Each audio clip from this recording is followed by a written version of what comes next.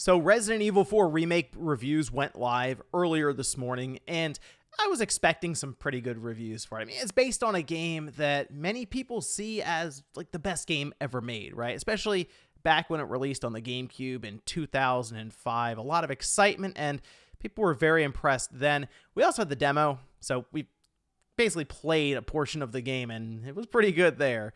Well, after seeing it and then kind of thinking about the start to this year, there's a question I have for viewers out there, and I also asked it on Twitter. We're gonna go over that here today, and why 2023 is so far shaping up to be, we'll say, an interesting year. So if you guys enjoy the video, make sure you like it and subscribe if you're new. Let's first head over here. We'll take a look at Resident Evil 4 and where it's currently sitting. This is on the PlayStation 5. It had the most reviews at 90, but a 93 on Metacritic for Resident Evil 4 Remake is really good.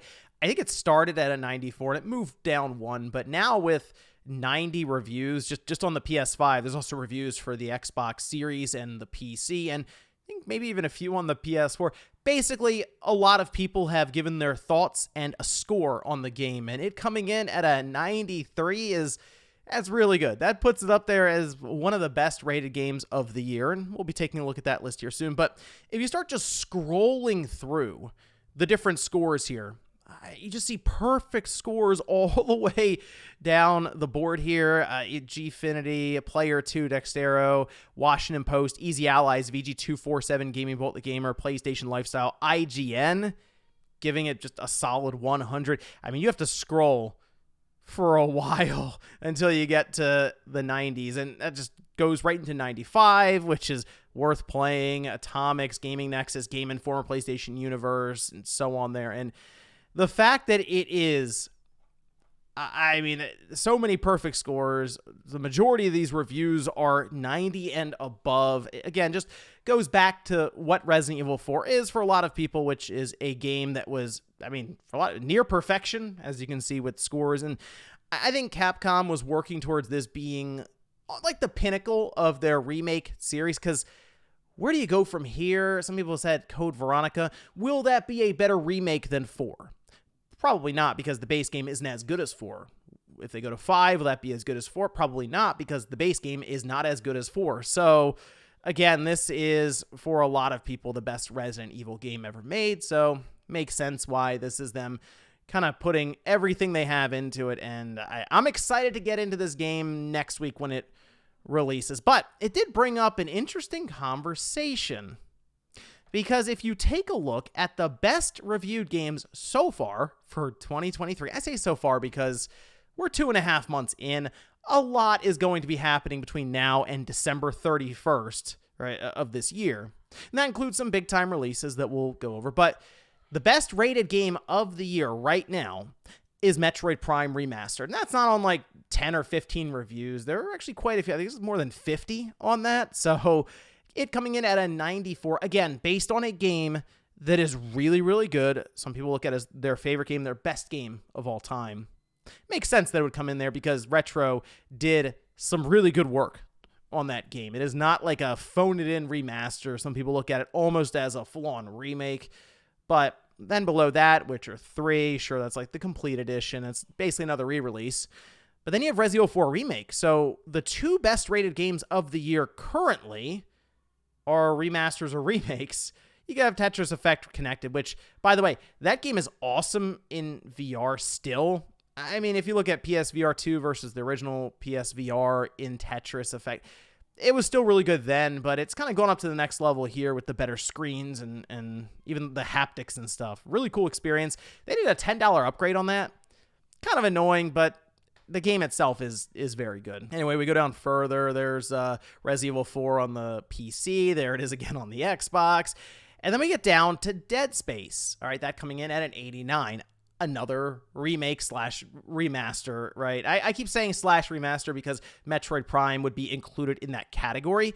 I believe we are now in a position where we could have a remaster remake category for the Game Awards. And they're kind of going to need that because I see people already calling for Resident Evil 4 Remake to most likely end up in the Game of the Year discussion. And yeah, there is more of a remake here than Metroid Prime Remastered, which stuck completely to the original game, and Resident 4 Remake has altered different parts of it, and that does get into kind of spoiler territory. But even looking at the previews, the looks of the characters have, for some people, changed a bit more than they were expecting. But Metroid Prime Remastered, Resident 4, and then we have Dead Space. Those are the big three right now. And I know Hi-Fi Rush, it was really cool to see that come out, get that kind of a score, and really the excitement around it, which the Shadow Drop definitely helped. But below that, Hogwarts Legacy is, I guess, right now, the best rated new title that would be quote unquote like AAA full price, $60, $70, what have you there, right?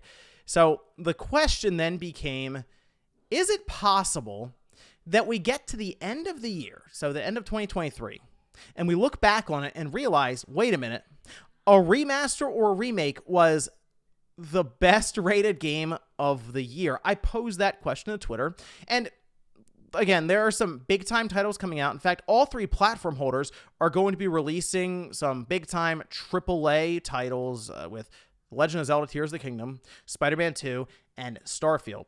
Outside of that, we have Square, who's going to have Final Fantasy 16. I think right now, those would be like the top games most people would immediately start to name if you asked, okay, what could dethrone Metroid Prime Remastered, right, at the top of the list here. You can even look at Resident 4 Remake as, okay, this is an actual remake. That was more of a remaster. Either way, the 94 to 93 range. Most people are probably going to look at Tears of the Kingdom as being the most likely to end up topping this game release chart by Metacritic score. And that's because you're looking at Breath of the Wild. That was at a 97 on the Switch. I mean, an incredible score. You don't see those very often, if ever, right? The thing, though, with that is I've noticed with games that come out as direct sequels and are going to be playing more on the concept that was more of an original thing for the series with the previous title, they tend to score a little lower. And I'm trying to figure out, could Tears of the Kingdom score a 98? Because that it would have to go up to that to technically outscore Breath of the Wild. Or is it more likely that it comes in below that? I mean, technically a 96, a 95 even, would still top this chart. But is it possible that Tears of the Kingdom comes out, plays off that open world concept, but for reviewers, because remember, that's who would be posing the score, they go, it's cool, but we've seen it before with Breath of the Wild. You know, what else you got? And then it comes in at like a 92 or a 93, and we're in a world where Metroid Prime Remastered is the best rated Nintendo Switch game of the year when The Legend of Zelda Tears of the Kingdom came out. Now, with Final Fantasy 16, I think that's going to do well for Square. In fact, I'm kind of believing that's a 91, maybe a 90 on Metacritic.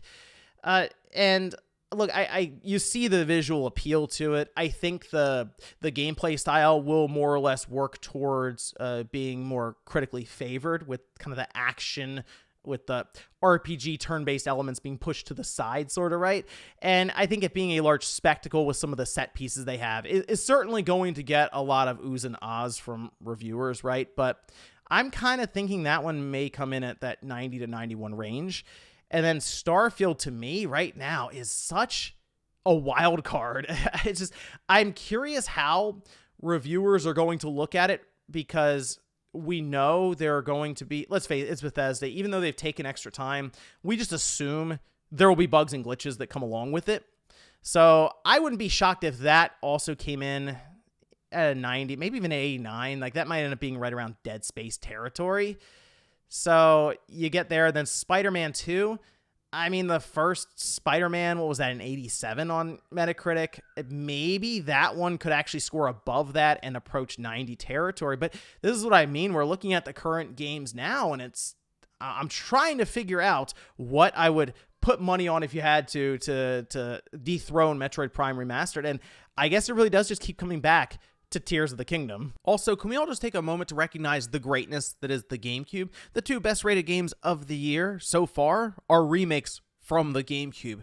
Don't see the Nintendo 64 doing that. It does also make you wonder about games now versus games 15 or 20 years ago, right? I mean, obviously the quality then and the excitement was pretty high, because we were coming off of the PS1 and the N64 era, and we were going into an era with a new company and Microsoft with the Xbox, but also better visuals and more narrative-driven games. So again, there was a lot of intrigue as to how the newer hardware would be taken advantage of, whereas we have seen a prolonged cross-gen period, and even then, some of the newer games coming out with diminishing returns, I do see people kind of go, oh, I thought there'd be a bit more here with the visuals and all of this. So I think we're still waiting for that game that really just absolutely wows people, blows them away.